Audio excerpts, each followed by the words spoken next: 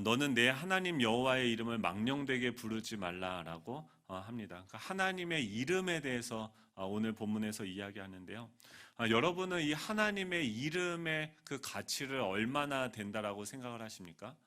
반대로 여러분들의 이름은 여러분들의 이름을 떠올렸을 때 여러분들의 이름의 그 가치, 여러분들의 브랜드 가치는 얼마나 된다라고 생각을 하십니까?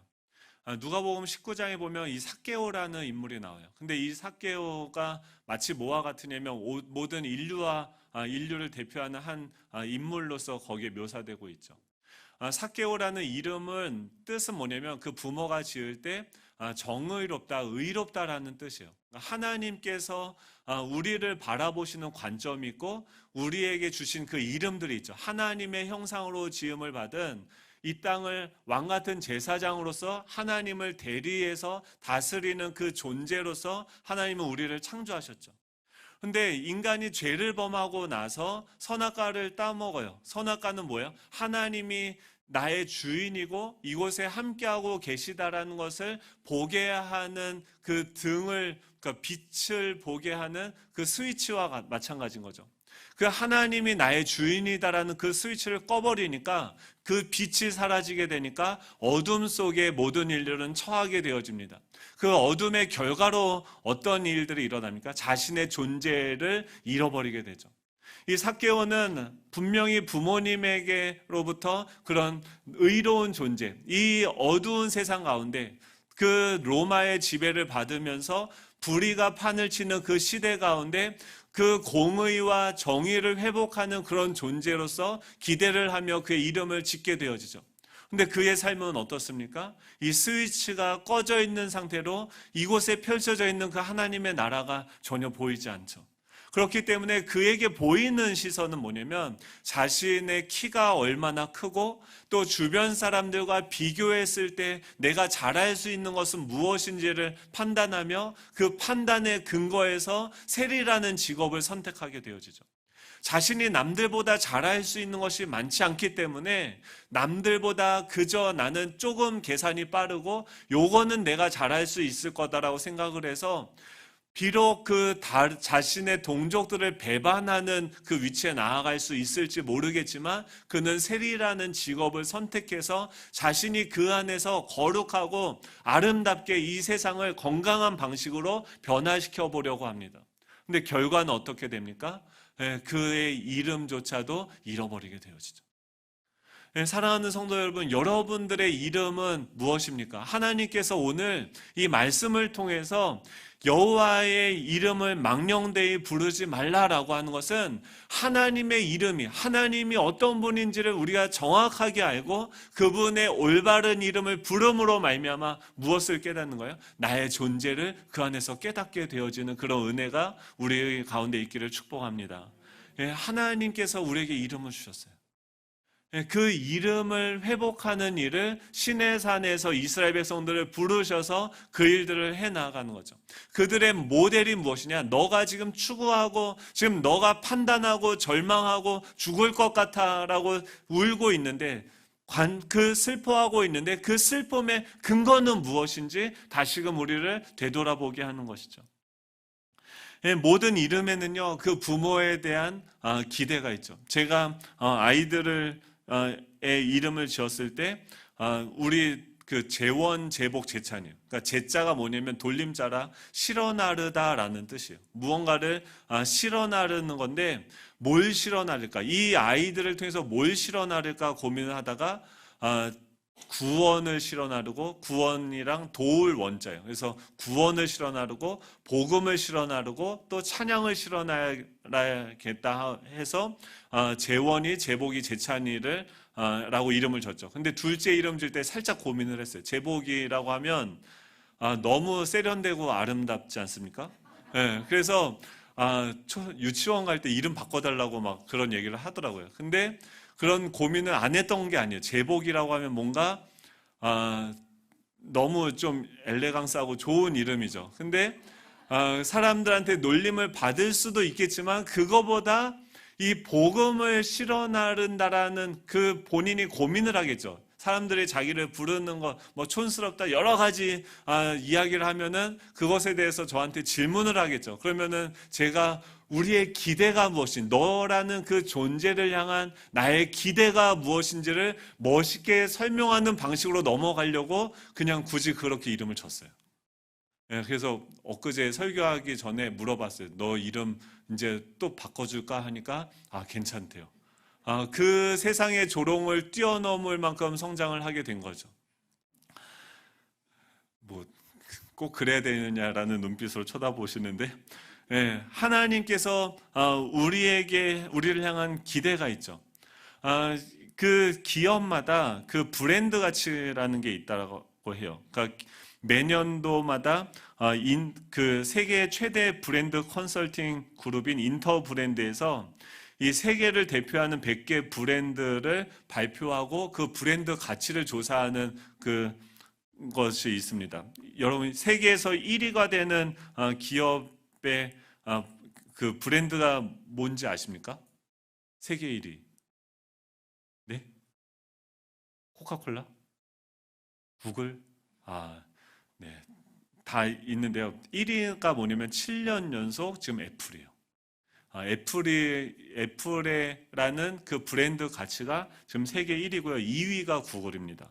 모든 젊은이의 꿈의 직장이 구글이라고 하는데요. 3위는 뭐였냐면 5년 전까지는 코카콜라였다가 최근에는 아마존으로 바뀌었어요.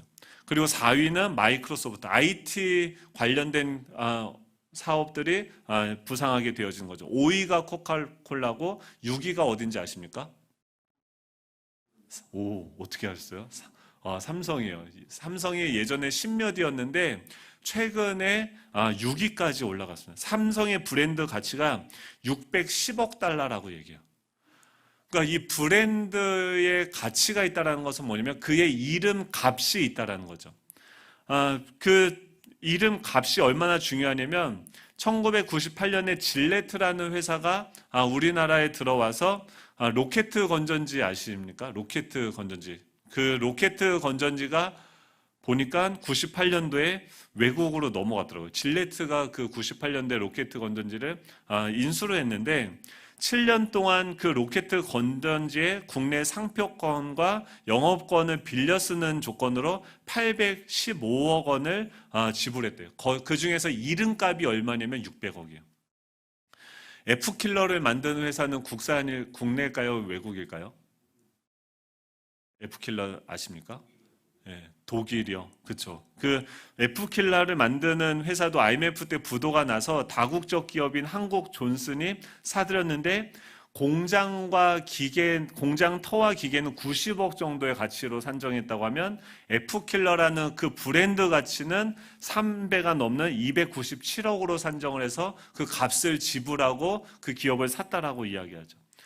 세계 그 기업 100위 안에 우리나라 기업도 몇 개가 포함이 되어져 있는데 그 기업의 브랜드 가치가 어마어마하고 몇십조 혹은 몇백조가 달하는 것을 볼 수가 있죠.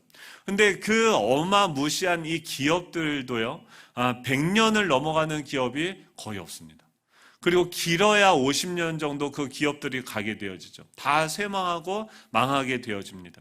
근데 이 사람의 그 기업보다 더 훌륭한, 더 존재론적인 가치가 있는 그 사람의 이름은 얼마나 지속이 될까요? 100년이 가는 이름도 있고 수백 년, 수천 년 영원토록 기억에 남는 그런 이름들도 있죠. 그러니까 우리가 생각할 때 우리 머릿속에는 뭐가 더 크다고 생각해요? 기업이 더 크고 세상적으로 눈에 보이는 가치들이 훨씬 더 우리 존재보다 크다라고 생각을 하는 거죠. 그렇기 때문에 우리 존재, 여러분들, 나의 그 이름의 가치는 얼마일까요? 나라는 그 존재의 가치는 얼마일까요? 그리고 나의 존재의 가치를 있게 하시는 그 하나님의 이름은 여러분들의 삶에서 어느 정도의 가치로, 어느 정도의 값으로서 그 가치가 결정되어지는지 오늘 본문은 우리에게 물어보고 있는 것이죠. 이 하나님의 이름의 가치는 우리에게 얼마가 되고 있는지 오늘 십계명의 세 번째 계명인 이 여호와의 이름을 망령되게 부르지 말라라는 것은 우리에게 이야기하고 있는 거죠. 먼저 우리가 이해해야 되는 것은 하나님의 그 이름의 중요성을 우리가 인식해야 된다는 거예요. 어떤 신학자는 뭐라고 얘기하냐면 하나님은 이름이 없다라고 이야기했어요. 그 말은 뭐냐면 하나님은 모세가 하나님께 하나님의 이름을 물었을 때 나는 여호와라라고 얘기하고 I am who I am, 나는 스스로 있는 자다, 나는 존재다라고 이야기하는데 그 하나님의 이름이 없다라고 그 신학자가 이야기한 의미는 뭐냐면 인간이 가지고 있는 그 어떤 단어도 어떤 가치도 그 하나님을 담을 수 있을 만한 크기의 그릇이 없다라는 것이죠.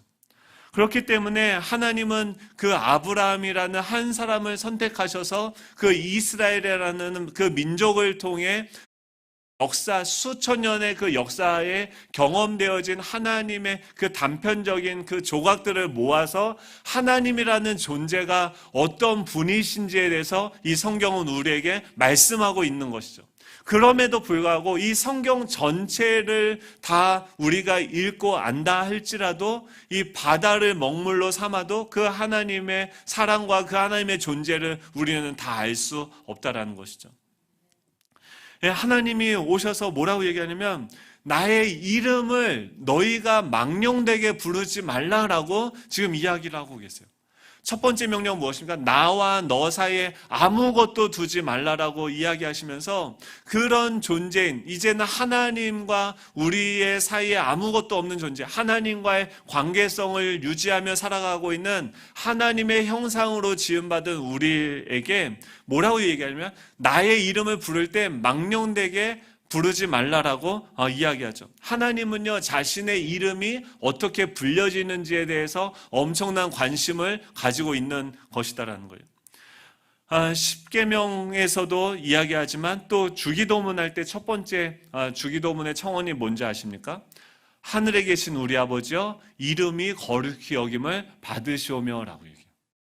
그러니까 하나님이 우리한테 기도를 할 때 기도를 통해서 우리로 하여금 가장 먼저 알게 하고 싶어하는 우리의 첫 번째, 여러분 기도 제목을 쓸 때 1, 2, 3번을 쓰신다고 하면 그 1번을 뭐라고 쓰라고 얘기하는 거예요? 하나님 아버지의 이름이 거룩히 여김을 받으시는 거며라는 거예요. 지금 이 땅에 있는 보이는 세상과 다른 그 하나님의 거룩하신 그 존재됨이 어떠한 것인지를 우리 존재가 알기를 원한다. 이것이 하나님께서 우리에게 요구하시는 기도 제목의 첫 번째라는 거죠. 그 말은 뭐냐면 지금 여러분들이 경험하고 있는 여러 가지 사건과 그 어려움과 기도의 제목들을 통해서 하나님이 알려주고 싶으신 것은 뭐예요? 하나님의 이름이에요. 사랑하는 성도 여러분, 여러분은 지난 한 주 동안 하나님의 어떤 이름을 아셨습니까? 그 하나님은 얼마나 크기가 얼마나 하셨습니까? 그 하나님은 살아계셨습니까? 죽어 계셨습니까? 이스라엘 백성들이 하나님의 이름을 너무 크게 거룩하게 대하느라고 하나님의 이름을 쓸 때 서기관들이 심지어 어느 정도였냐면 하나님 성경에 필사를 하다가 여호와의 이름이 나오면 붓을 빨아서 세 붓으로 바꾸고 그 이름을 쓰는 당사자도 온몸을 목욕을 합니다. 그 당시는요, 지금처럼 샤워기가 있고 수돗물이 나오던 시대가 아니었어요. 그런데 이 하나님의 이름이 등장할 때마다 그 여호와라는 그것을 아도나이라고 읽으면서 그 이름을 쓸 때마다 가서 온몸을 다시 씻고 붓으로 빨면서 그의 이름을 적을 정도로 중요하게 하나님의 이름을 생각했죠. 근데 그러다 보니까 신앙적으로 어떤 실수가 일어났냐면 그 이름은 중요하게 생각하는데 그 이름의 본체이신 그 하나님을 놓쳐버리고 잃어버리는 그런 결과를 얻게 되어져요. 그래서 그들은 그 하나님의 이름을 어떻게 사용하냐면 주술적인 개념으로 그 하나님의 이름을 계속해서 부르지만 그 하나님에 대해서 알아가는 것은 포기해버리는 그런 실수를 하게 되어집니다. 이 여호와의 이름을 망령되게 부르지 말라라고 하는 것은 바로 그런 이름인 거죠. 내 이름을 통해서 나의 존재를 너희들이 알기를 원한다라고 하나님께서 말씀하시는 거예요. 망령되이 부른다라는 단어가 이게 3계명이요. 진짜 어려웠어요. 막 책을 찾아도요, 자료가 그렇게 많지가 않고요. 설교를 하시는 분도 많지 않아요. 그러니까 이 샤훼라는 단어를 전통적으로 어떻게 해석을 했냐면, 하나님의 이름을, 여호와의 이름을 망령되이 부르지 말라라는 것을 역사적으로 전통적으로 보면은 함부로 하나님을 부르지 말라라고 해석하는 것이 가장 보편적인 해석이었습니다. 그래서 유대인들이 그렇게 했죠. 야훼를, 여호와를 바로 읽지 못하고 아도나이로 읽었었죠.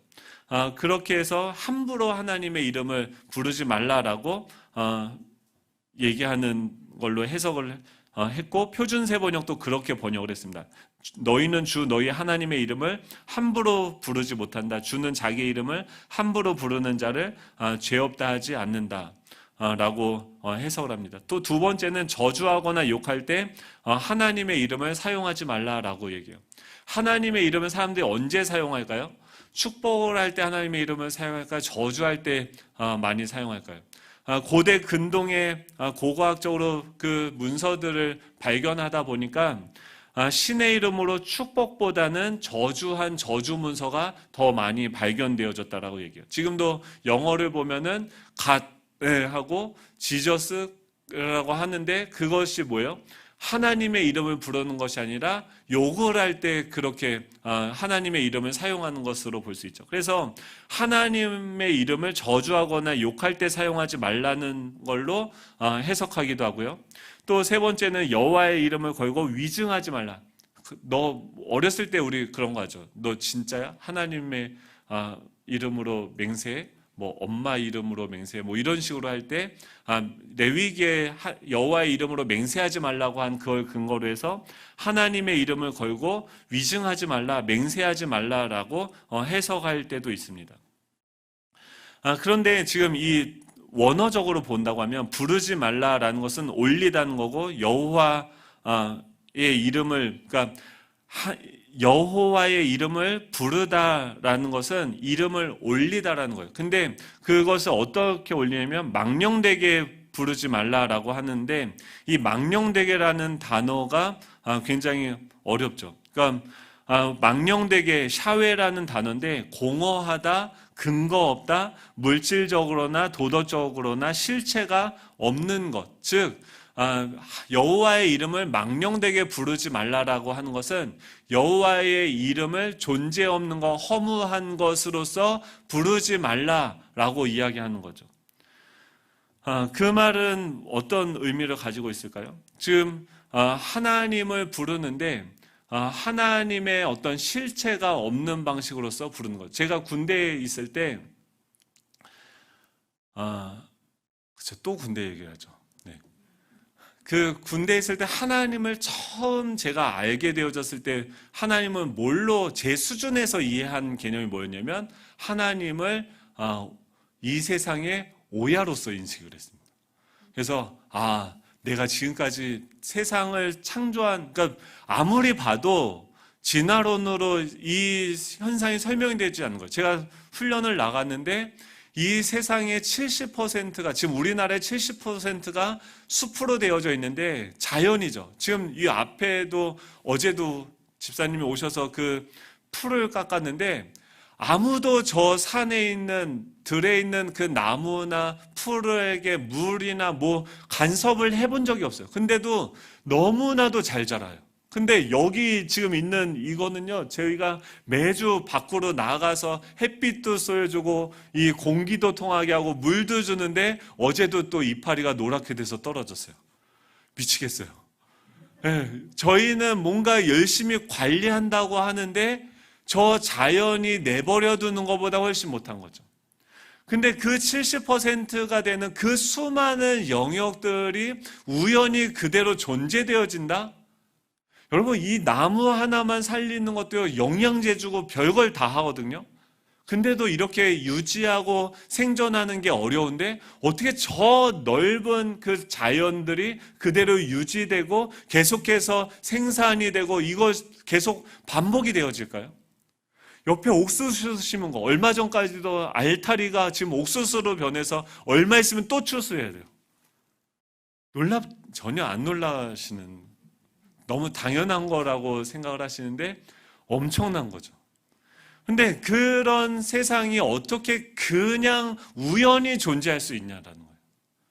제가 합리적인 의심을 가지고 아무리 생각을 해도 이거는 어떤 절대적인 존재가 없이는 이 상황들이 설명이 안 된다는 것을 깨닫게 됐어요. 그래서 무엇을 믿게 됐냐면, 사람들이 부르는 신의 이름은 다양하지만 이 세상을 창조한 어떤 절대적인 존재는 있겠다라고 제가 생각이 변화되어진 어떤 시점이 있었어요. 그래서 그러고 나서 생각을 해보니까 그 절대자가 존재한다고 하면 저는 그리고 그 절대자가 존재한다고 하면 제가 보기에 여러 종교들이 있는데 기독교에서 이야기하는 신이 그나마 인간보다 더 나아 보였어요. 다른 종교는 다 우리를 부려먹고 뭔가를 해야 해서 뭔가 찔끔 그를 위해서 내가 헌신해야 뭔가 얻게 되어지는데, 기독교에서 얘기하는 그 하나님은 그냥 그 존재 자체로 사랑하고 뭔가 그냥 다 모든 것들을 은혜로 주시는 분이죠. 그래서 이 하나님이야말로 모든 인간들보다 그래도 나은 존재라겠다라고 생각을 하니까 등짝이 서늘해지는 거예요. 왜냐하면 그 하나님이 없다라는 전제로 살아왔는데 계시다라고 생각하니까 저는 화로다 나로 하여금 망하게 되었도다 된 거예요. 그래서 하나님에게 잘 보이기 위해서 제가 뭘 했냐면, 하나님이 가장 기뻐하시는 게 제가 그때는 뭘로 들었냐면 전도하는 거였어요. 그래서 전도를 했어요. 부모님에게 전화를 해서 통장에 계좌에 돈을 좀 싸달라고 해서 저희 내무반에 있는 사람들을 100% 데리고 교회를 갔어요. 그리고 교회 가서 뭐 했냐면 그 사람들이 이렇게 앞에 이렇게 쫙 앉아 있잖아요. 저는 맨 뒤에 앉아서 뭐 했냐면, 하나님 보이시죠 이제 이 인간들 제가 데려왔으니까 한 명당 얼마입니까? 그리고 하나님 제가 이 정도로 유능한 사원이니까 하나님 좀 저를 잘 쓰시면은 되게 하나님 나라에 이익이 될 겁니다라고 하면서 하나님하고 딜을 하는 방식으로서 전도를 했죠. 어떻게 전도를 쉽게 했냐면요, 교회 가면 일단 그때 저희는 끓인 라면을 줬어요. 좋죠. 군대에서 끓인 라면은 진짜 대박입니다. 근데 그거 끝나고 제가 보너스로 그걸 먹고 오면은 복지회관에 가서 내가 치킨과 맥주를 사주겠다. 그래서 술 먹이면서 전도를 했어요. 그래서 100% 전도가 되고, 제가 나중에 의무대로 왔는데 파스를 다 이렇게 제 이름으로 처방을 받아서 계속 모아놨다가 사람들한테 선물을 하면서 말 잘 들으면 파스 하나 더 주는 방식으로 전도를 했죠. 아멘님. 근데 그때 제가 생각했던 하나님의 개념은 뭐였냐면 CEO였고 오야붕이었어요. 그래서 이분 눈에 어떻게든 들어야지 내 앞길, 그리고 지금까지 내가 지은 죄가 많기 때문에 요거를 어떻게 하건 만회를 해야겠다라고 생각을 하면서 열심히 신앙생활을 했어요. 근데 제가 생각했던, 제가 이름을 부르면서 그 예배당에서 하나님한테 지금 보이시죠 했던 그 하나님, 오야붕이신 하나님, CEO이신 하나님이 실제로 존재하시는 하나님이죠. 계십니까? 그분이? 아멘이세요? 잘 대답하세요. 제가 그거는요, 제가 만들어낸 하나님이죠.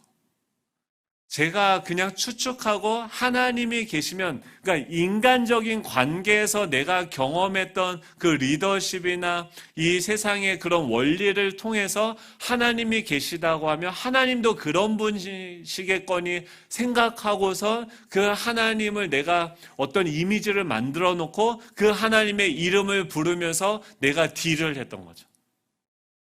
지금 이 여호와의 이름을 망령되게 부르지 말라고 하는 것은 무엇이냐면, 너가 상상하는 그 하나님을, 너가 하나님을 만들어 놓고 그 하나님을 너의 마음대로 부르는 방식으로 하나님을 사용하지 말라고 하는 거죠. 하나님은요, 우리가 어떻게 하는 것이 아니라 이 성경을 통해서 하나님이 우리에게 보여주시는, 하나님이 스스로 자신을 계시하시는 이 성경에서 얘기하는 그 하나님을 먼저 우리는 어떻게 해요? 알아가야 되는 거죠. 하나님 무엇을 좋아하시고 무엇을 싫어하시고 하나님은 어떤 존재이시고 얼마나 능력이 있으시고 그 계속해서 구약에서 뭘 합니까? 여호와, 오늘 주보에 보시면은 여호와의 하나님의 이름에 했는데 아도나이, 여호와는 모든 것의 주인이시고 여호와는 스스로 존재하시는 분이고 여호와 이레는 여호와께서 앞서서 준비하시는 분이시고 여호와 라파는 뭐예요? 하나님께서 치료하신 하나님이시고 여호와 메카디 시켐은 뭐냐면 하나님께서 거룩하게 하시는 분이고 여호와 니시는 무엇입니까? 여호와는 나의 승리고 승리의 깃발이시다. 이 수많은, 그러니까 우리의 이 작은 머리로 알 수 없는 그 크신, 우주보다도 크신 그 하나님을 성경은 우리에게 아주 부분적으로 계시하고 있고 우리의 일생을 통해서 하나님은 뭘 하고 계세요? 하나님의 이름을 우리로 하여금 더욱더 알아가게 하는 일을 하고 계시는 거죠. 제가 오현주라는 그 이름을 만나게 되어지고 지금 10몇 년을 살아가면서 그 오현주라는 그 이름 안에 나의 삶의 경험을 통해서 이 오현주라는 실체를 채워가고 있는 것이죠. 이것이 무엇입니까? 부부 사이의 그 야다라는 관계를 통해서 그를 알아가는 거죠. 지금 여호와의 이름을 망령되게 부르지 말라라고 하는 것은 너의 상상 속에 있는 그 하나님을 지워버리고 너가 원하는 너의 인생의 목적과 방향과 그 의미를 지워버리고 내가 너에게 부여해주는 그 이름의 의미를 너의 존재로 삼으라고 하는 것이죠. 우리가 그 선악과라는 그 스위치를 꺼버림으로 말미암아 우리의 존재됨을 잃어버렸다고 하면 하나님은 자신의 올바른 거룩하신 이름을 우리에게 가르쳐 주시는 방식으로서 우리 안에 하나님의 형상을 회복하고 있는 줄로 믿습니다. 그렇기 때문에 이 하나님의 이름을 부르기 위해서 우리가 먼저 가지고 있어야 되는 전제가 무엇입니까? 지금 신의 산에서 하나님의 임재 가운데 그들이 있는 거예요. 여러분, 여러분들의 삶 가운데, 지난 한 주간의 여러분의 삶 가운데, 지금 여러분들이 생각하고 있는 그 문제 가운데 하나님은 임재하고 계십니까? 살아 계십니까? 그 하나님은 어떤 하나님이세요? 그냥 내가 상상하는 그 하나님이 아니라 이 성경에서 말씀 한마디로 전능하사 천지를 만드신 하나님 아버지를 내가 믿사오며라고 우리가 사도신경으로 고백을 하는데 그 고백에 나타나는 전능하사 천지를 창조하시고 만드시는 그 하나님을 아버지라고 여러분 부르고 계십니까? 그게 먼저 우리 가운데 회복이 돼야 되는 거죠. 첫 번째로 이 하나님의 이름을요 주술적으로 부르지 말라는 거예요. 하나님에 대해서 알지도 못하면서 그냥 어떤 제가 했던 방식으로 오야붕으로서 CEO의 하나님으로서 내가 성공하는 것을 도와주시는 그 신으로서 우상을 만들어 놓고 그 주술적인 건 무엇입니까? 계속해서 그 이름을 인간의 정성과 열심과 최선을 다해서 계속적으로 반복적으로 부르면 그 행위가 뭔가 신령한 효험을 가져다주고 소원에 응답을 준다라고 믿으면서 세상 사람들은, 이방 종교를 믿는 사람들은 그 이름을 부르죠. 조혜련이라는 개그우먼이 예전에 남묘호렌 개교라는 것을, 이게 일본 불교의 하나인데 그 대법사의 그 이름을 계속해서 반복적으로 불렀을 때 그가 개그맨 시험을 계속 납방했대요. 근데 그것을 이모가 고모가 그걸 알려줘서 절에 가서 100일 동안 하루에 엄청난 시간을 계속해서 그것을 부르고 끝났을 때 개그맨 시험에 합격이 되어졌다고 해서 그 사람은 계속 뭐하냐면 남묘호랑개교를 계속 외우는 거죠. 나미아미탑을 관세음보살을 외우면서 결국 그 이름을 계속 부르면서 원하는 건 뭐예요? 자신의 소원을 이루는 방식으로서 이 이름을 주술적으로 사용하는 거죠.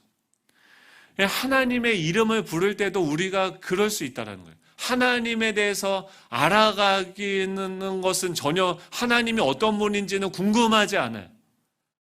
그냥 그 하나님이 있다라고 치고 지금 내가 죽을 것 같으니까 나의 상황을 좀 변화시킬 수 있는 알라딘의 그 램프의 요정 지니와 같이 하나님을 내 삶에 모셔와서 계속해서 그분의 이름을 부르고 그분의 말을 안 들으면 금식을 하고 자기가 자해를 하는 방식으로 자기를 힘들게 하는 방식으로 그 자신의 뜻을 성취시키려고 하는 방식으로 그의 이름을 부르지 말라라는 거죠. 열왕기상 18장에 보면 엘리야와 그 바알과 아세라 신을 섬기는 그 선지자들의 대결이 나옵니다. 그 바알과 아세라 신을 섬기는 자들의 예배는 어떻습니까? 그 하나님의 이름을 그렇게 얘기해요. 너희는 너의 신의 이름을 부르고 나는 여호와의 이름을 부르겠노라 라고 얘기해요. 850명의 이방 선지자들은요 아주 난리를 치면서 하나님 그 신의 이름을 부릅니다. 근데 하나님은 응답을 하세요? 안 하세요. 응답을 안 하니까 어떻게 하냐면 그 제단 주위를 춤을 추면서 돌고 더 음악을 크게 하고 그래도 계속해서 춤을 추고 도는데도 응답이 안 되니까 자기를 자해하는 방식으로서 예배를 드리죠. 우리가 예배를 드릴 때도 우리가 20살 때는 어떻습니까? 막 열광적으로 어떤 그런 예배를 드리죠. 따스한 성령님 내 마음으로 보내야 하면서 막 와서 예배 드릴 때 뭐 해야 돼요? 하나님이 어떤 분인지 상관없어요. 따스한 성령이면서 따스한 것만 생각하면서 내 몸이 따뜻해지면 하나님이 나랑 함께 하는 거예요. 그리고 여전히 에어컨을 세게 틀어서 몸이 차가우면 뭐예요? 하나님이 거하지 하고 있지 않는 거죠. 왜 하나님이 임재하는 게 중요합니까? 하나님이 나와 함께 해야 내 뜻이 이루어지니까 하나님이 임재하는 것이 중요하죠. 그렇기 때문에 계속해서 뭔가 기도를 하고 종교적인 행위를 하지만 그 하나님은 전혀 알지도 못하고 그 자신의 종교적인 행위에 집중하게 되어지는 거죠. 그게 무엇이냐면 여호와의 이름을 망령되이 부르지 말라는 거예요. 하나님의 이름을 부르는 것은 엘리야는 어떻게 부릅니까? 하나님의 이름을 그냥 불러요. 하나님 불을 내려주십시오. 그러니까 어떻게 됩니까? 물을 부어놓은 그 제단 위에 불이 임하게 되어지는 거죠. 두 번째로 이 하나님의 이름을 부르려면 하나님과 관계가 있어야 돼요. 요새 TV에 보면은 그 지인 찬스를 많이 쓰죠. 탤런트들이 나와서 자기가 아는 사람의 전화번호를 걸고 그에게 뭐 인터뷰를 하는 것을 보여주면서 자신의 인맥을 과시하게 되죠. 하나님의 이름을 부르려고 하면 하나님도 마찬가지예요. 우리랑 관계가 있어야 돼요. 근데 지금 이스라엘 백성들이 어떤 과정들을 거치고 지금 하나님의 이름을 부르고 있습니까? 지금 출애굽을 하고 예전에는 누가 그들의 주인이었어요? 바로 왕이 그들의 주인이었고 그 바로 왕 세상에 종노릇을 하고 있었는데 그들이 홍해를 건넜어요. 그리고 이제 하나님과 동행하며 이제 시내산에 와서 이 십계명을 받는다라는 것은 이 십계명이라는 이 명령은 두 돌판에다가 각기 다른 명령을 기록하는 것이 아니라 똑같은 내용을 기록하게 되어졌는데 이건 뭐 계약서인 거죠. 그래서 고대 근동 시대에 만약에 A라는 국가가 있고 B라는 국가가 있는데 전쟁이 일어나서 A 국가가 승리하게 됐을 때 갑과 을의 관계를 맺게 되고 이 계약서를 쓰던 그 계약 방식을 가지고 와서 지금 하나님과 이스라엘 백성들이 계약을 하는 거예요. 이게 어떤 조항이냐면 첫 번째가 뭐냐면 이 하나님 외에 다른 신을 내게 두지 말라고 하는 것처럼 그 당시에는 그 나라의 왕이 이제 그 나라가 이제는 우리의 종주국이 되어진다라는 것을 인정하는 것이 모든 계약서의 첫 번째 항목이었어요. 그렇게 된다고 하면 그 십계명도 마찬가지죠. 1계명에 너희는 내 앞에 다른 신을 두지 말라고 한다면 이 종주권 계약의 두 번째 항목은 뭐냐면 이 A라는 국가와 B라는 국가가 계약을 맺게 되면 이 B 국가가 위험에 처하게 되면 어떻게 해요? A라는 국가가 이제 그들을 보호하고 그들을 책임질 의무를 갖게 되어진다는 것이 두 번째 조항의 내용입니다. 즉 이제 이 계약을 했다는 것은 이 하나님의 이름을 부른다는 것은 지금 그 종주국이 주군의 국가가 이 계약상 이 봉신이 되어진 그 봉신 국가를 B라는 국가가 어려움이 처하게 됐을 때 누구의 이름을 불러요? A 국가의 이름을 부르면 그들이 와서 그들을 돕고 지키고 보호해주는 일들이 되어지는 거죠. 예수님을 믿는다라는 것은 무엇입니까? 바로 이 출발점이 있어야 된다는 거예요. 그러니까 교회를 온다고 해서, 그러니까 모태신앙이면은 그리스도인이죠. 제 아들들은 그리스도인이겠죠. 아빠가 목사고 맨날 교회에 살거든요. 그러면 제 아들들은 그리스도인일까요? 모르죠. 그러니까 저희가 혈통적으로 그런 가정에 태어났다고 해서 그리스도인이 되는 건 아니죠. 그리스도인이 된다라는 것은 하나님이 나의 주인이시고 모든 만물을 창조하셨던 그 주인이셨는데 우리가 그 하나님과의 계약을 깨고 내가 하나님이 되어진 것, 내가 왕이 되어진 것이 죄라는 것을 인정하고 회개하고 다시금 그 관계를 정상적인 방식으로 돌이킨 자들이 그리스도인이 되어진 거죠. 즉 이스라엘 백성들이 하나님의 이름을 부를 수 있는 권리는 어디서 나오게 됩니까? 하나님이 나의 주인이시고 우리가 그분의 백성이다라는 것을 인정하고 고백하고 하나님의 다스림을 받겠다라는 그들의 의지적인 표현이 그 사인에 내가 이름을 써야지 이 하나님은 내가 그분의 이름을 불렀을 때 와서 그분은 일하시는 거죠. 이 관계가 성립되어지지 않고 이 출발점이 아직 정확하게 되어지지 않은 상태에서 불신자들이 하나님을 알지 못하는 자들이 주여 주여 한다고 해서 하나님이 그에게 너는 내 자녀라고 하는 것이 아니라는 거죠. 지금 시대에 왜 많은 사람들이 하나님의 이름을 부르는데 하나님을 경험하지 못하고 하나님의 응답을 하나님의 음성을 듣지 못합니까? 바로 이 출발점이 명확하지 않은 거죠. 하나님의 이름을 망령되게 부르지 말라라고 하는 것은 너가 지금 나와 올바른 관계가 성립이 되어졌느냐라고 물어보시는 거죠. 사랑하는 성도 여러분, 하나님이 여러분들의 주인이심을 인정하십니까? 그 하나님이 여러분들의 삶의 주인이 되셔서 하나님 뜻대로 하나님 맘대로 여러분들의 인생을 끌고 가신다라는 것을 그래도 된다라고 여러분들 인정하셨고 여러분들의 삶을 하나님께 맡기셨습니까? 그게 안 됐다고 하면 오늘 주님께 나의 인생을 맡겨드리시는 그 은혜가 있기를 축복합니다. 우리가 하나님을 신뢰하고 우리 인생을 맡겨드릴 수 있는 그 이유는 무엇입니까? 하나님이 선하신 분이라는 거예요.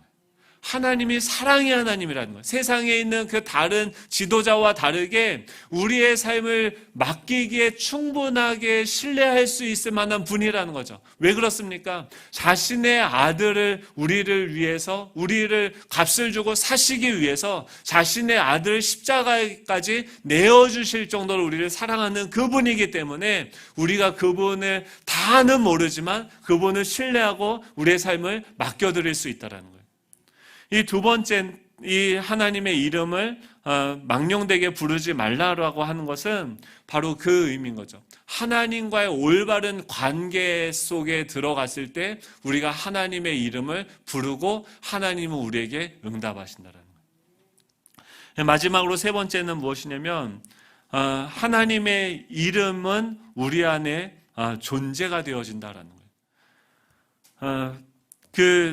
사도행전에 보면은 어떻습니까? 그 예수님의 이름을 갖게 되어진 하나님의 이름을 우리에게 주어주죠. 그러니까 베드로가 성전 미문을 걸어가다가 뭐라고 그곳에 앉아 있는 지체 장애자를 보고서 뭐라고 얘기합니까? 예수님의 이름으로 일어나 걸으라고 하죠. 그러니까 하나님의 이름을 우리가 망령되게 부르지 않는다라는 것은 뭐냐면 하나님에 대해서 올바로 알고 하나님을 올바로 부른다라는 거죠. 그리고 하나님의 이름을 올바로 알고 부른다는 것은 그분의 존재가 우리의 존재가 되어지고 그분이 일하시는 것이 우리의 사역이 되어진다라는 거예요. 이것은 뭐냐면 이 성경에서 이야기하고 있는, 보여주고 있는 그 하나님이 우리 삶 가운데서 살아 역사하시는 그 방식이, 그 흐름이 우리 삶 가운데 들어오게 되어진다는 거죠. 사랑하는 성도 여러분, 여러분들은 어떤 것을, 여러분의 존재를 생각할 때 무엇을 생각하면서 살아갑니까? 이번 주 큐티를 보면 계속 이스라엘 백성들이 어떻게 살아가요? 이스라엘 하나님이 보이지 않으니까, 지금 하나님의 살아계심이 보여지지 않으니까 북이스라엘 왕은 어떻게 합니까? 남유다를 꼬셔서 같이 동맹을 맺죠. 그리고 그 동맹을 맺고선 누구와 싸우냐면 아람 군대와 싸우게 되어져. 그러니까 하나님이 보여지지 아니하니까 자신의 힘으로 자기를 지키고 보호하고 또 인맥을 동원해서 자신의 세력을 키움으로써 그 땅에 대적들과 싸워 나아가는 거죠. 그러니까 어떻게 해요? 피곤하고 힘들죠. 제가 아들이 셋이 있는데요. 첫째 아들이 재원이라고 그래요. 그러니까 이번에 어디로 갔냐면 3개 중학교에 갔어요. 3개가 그 3개의 괴물이 있는 그런 중학교라고 하지 않죠. 큰일 납니다. 그렇게 얘기하면. 거기 중학교에 갔는데 드림반이 있어요. 여러분 드림반을 아십니까? 제 자녀를 드렸다는 게 아니라 꿈의 반 뭐 이런 거예요. 근데 1학년에 몇 반이 있지 않습니까? 근데 그 중에서 9명을 뽑아서 그 드림반에 뽑았어요. 제가 놀랬어요. 그러면은 제가 아버지 된 자로서 그것을 기뻐해야 될까요? 슬퍼해야 될까요? 기뻐해야 됩니까? 슬퍼해야 됩니까? 기뻤어요. 솔직히. 우리 애가 뭔가 그래도 선생님들한테 인정을 받아서 드림반에 들어갔고 거기는 공부를 더 시켜요. 그래서 그런 아들을 보면서 약간 꼬시기도 하면서 이 애가 그래도 남들보다 공부를 하니까 뭘 생각했냐면 더 뭔가 남들보다 잘 될 거라고 잠깐 생각을 했어요. 근데 얘가 이번 주에 시험을 봤는데 수학 문제를 하나 풀었대요. 전혀 뭐 상관없으시죠. 근데 뭐 그걸 너무 당당하게 얘기를 하는 거예요. 알고 봤더니 문제가 너무 어려웠대요. 그래서 16문제인가였는데 제일 잘한 애가 4문제 풀었고 아예 한 문제도 못 푼 애들도 많은데 자기는 한 문제라도 풀었다고 하면서 자랑을 하는 거예요. 그래서 그러냐라고 하는데 선생님들 의도가 읽히는 거죠. 얘네들의 수준이 지금 얼마나 못하는지를 충격적으로 깨닫게 하면서 그것을 가지고선 이제 자기들 시키는 대로 공부를 하게 만들려고 어렵게 시험을 봤겠죠. 근데 그거에 따라서 이제 얘가 공부를 하는데 며칠 했는데 그거 처음 시험 본 거 한 문제 맞은 거 가지고선 아빠 인생이 너무 힘들고 제가 계속 이 공부를 하는 것이 너무나도 힘들다라고 얘기를, 중학교 이제 1학년이 이제 공부라고 제가 보기엔 아직 시작도 안 했는데, 그거 한 달도 안 해놓고선 지금 저한테 얘기하는 거예요. 지금 코로나 때문에 지금 학교도 안 가잖아요. 한 달에 3주에 한 번씩 가는데 그게 힘들다라고 지금 얘기를 하는 거죠. 뭐라고 대답하시겠어요? 제가 그래서 뭐라고 그랬냐면, 라떼는 마리아가 나오는 거죠. 저는 중학교 3년 내내 아빠는 한 번도 놀아본 적이 없어. 그러면서 너희 사랑하는 할머니께서 나를 그렇게 양육을 하셨단다 하면서 학교 끝나면 저의 스케줄을 다 얘기하면서 암묵적으로 뭐라고요? 너는 아직 시작도 안 했으니까 앞으로 찍소리 말고 내가 시키는 대로 공부해야 돼 라고 얘기하는 거죠. 그거를 목사니까 베리 나이스하게 뭔가 이렇게 너를 정말 사랑하는 것처럼 얘기를 했는데, 얘기를 다 하고 그러니까 얘가 뭔가 침울하고 내가 인생은 뭐 왜 살아야 되는가, 이렇게 사는 게 인생인가를 이제 조금 맛보기 시작하는데 너무 좀 꼬시더라고요. 그러면서 걔가 이제 고개를 푹 숙이고 가는데 제가 말씀을 준비하면서 그런 생각이 들었어요. 정말 그게 답이 있냐? 너는 어땠냐? 3년 동안. 근데 제가 맨날 여기서 간증하면서 뭐라고 얘기해요? 저의 중학교 3년이 흑역사였습니까? 빛의 역사였습니까? 흑역사였어요. 전 그때 죽는 줄 알았어요. 근데 그러면서 그때 3년 내내 생각했던 건 뭐예요? 빨리 내가 돈 벌어서 이 집구석을 내가 벗어나야지. 이것만 생각하면서 살았는데 지금 그거를 아름답게 포장해서 내 자녀에게 지금 먹이려고 하는 거죠. 근데 100번 양보를 해서 얘가 그렇게 그 커리큘럼을 선생님들의 혹독한 그 커리큘럼을 다 성공하고 고등학교도 살아남고 대학교를 만약에 정말 전 세계 좋은 제일 좋은 대학교를 갔다라고 쳐보십시오. 그러면은 걔 인생이 피고 행복하겠죠. 지금 북이스라엘 왕과 남유다 왕이 왜 연합하고 남유다는 왜 북이스라엘 왕한테 또 이렇게 해서 사돈 관계를 맺고 인맥을 쌓고 막 이렇게 합니까? 눈에 보이는 현실이 이거밖에 없는 거예요. 그러니까 그 속에서 자기가 생존하고 살아남기 위해서 그 세상 사람들이 살아가는 방식을 쫓아가고 그것이 너무나도 당연한 것처럼 자녀들에게 강요하는 거죠. 근데 그러면서 뭘 빼앗기는 것입니까? 지금 자신들에게 부여되어진 이스라엘이라는 그 이름을 잃어버리는 거죠. 야곱이 어떻게 이스라엘이 되었습니까? 하나님이 그를 은혜로 택하셨고 이스라엘은 뭐예요? 하나님과 겨루어 이겼다는 거예요. 하나님이 우리의 승리가 되어주신다라는 그 이름을 그들에게 주었는데 눈에 보이는 것들을 추구하고 그들의 싸움에 들어가서 같이 구정물을 튀기면서 경쟁하다가 무엇을 잃어버립니까? 눈에 보이지 않는 그 풍성한 하나님의 나라를 잃게 되어지는 거죠. 근데 남유다와 북이스라엘은 그렇게 치고받고 아람하고 싸우는데 레갑 족속은 뭐하고 있어요? 농경사회에서 그 농경사회로서 땅을 갖는 것을 포기하고 목축업을 시작합니다. 그 세상에서 세상의 경쟁과 세상의 그 씨름에 들어갔던 그 사람들은 다 하나님께 심판을 당하고 멸절당해요. 지금 이 싸움 아람만 이기면 다 모든 것을 가질 줄 알았는데 어떻게 군대 장관 예후가 자기를 배반할 것을 알고 있었습니까? 전혀 알지도 못하는 심판이 그들에게 임하게 되는 거예요.